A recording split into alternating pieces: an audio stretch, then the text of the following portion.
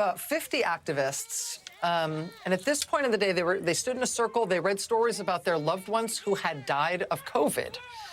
And these folks were there to urge Congress to pass a bill that's soon going to be up for consideration.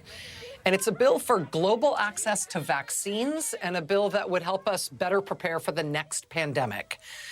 About a half dozen of those activists walked to the front steps of one of the Senate office buildings. One of them had traveled from as far as Texas to be there yesterday. And these folks, they held cardboard tombstones with the names of their loved ones who died of COVID, and then they spread their loved ones' ashes on the steps. You can hear them chanting, "Bringing the dead to your door. We won't take it anymore." Now, the global vaccines bill, the pandemic preparedness bill that they want passed, it's part of the defense authorization bill, which is going to move soon in Congress. But it's an amendment to the defense authorization bill, and there's like 700 of those. This is something that has bipartisan support and indeed bipartisan co-sponsorship. But these activists are willing to do this yesterday and to get arrested for it, to try to make the moral case for that legislation just as wrenching and as blunt and as clear as they can, so they can try to make sure that it gets done.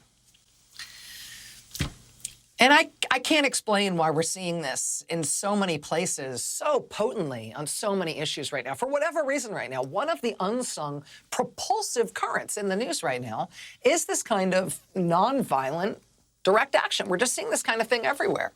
Creative, nonviolent, conscious calling direct action. And direct action certainly doesn't always work.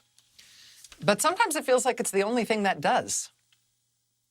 And I think it deserves a little bit more recognition in terms of what is driving some of the moral framing of these issues that are all moving right now in the news, driving some of the moral framing and the narrative around these policy changes, these commitments that leaders are being asked to make, and how they understand the stakes of them.